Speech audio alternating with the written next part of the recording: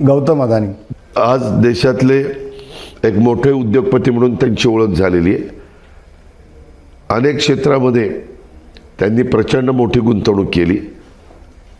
2 lakh acre वाळवंट असणारी land कच्छची, ज्याच्यात देशाला स्वातंत्र्य मिळाल्यापासून काही होत नव्हतं, फक्त ऊन रख रख रख रख करायचं आणि ती वाळू तिथं तापायची, ती लँड गव्हर्नमेंटकडनं घेतली आणि 35,000 मेगावॉट तिथं वीज निर्मितीचा प्रकल्प सोलरवर लावला पॅनल बसून।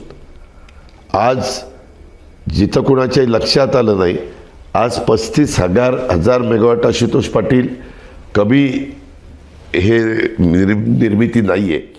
आणि मग इतर पण वेगवेगळ्या गोष्टी त्यांच्या चाललेल्या आहेत। आता पण त्यांच्यावर आरोप होत आहेत, किती आरोप होत आहेत ते तपासलं पाहिजे। आरोपात तथ्य असेल तर ते सांगितलं पाहिजे, तथ्य नसेल तर कौतुक केलं पाहिजे।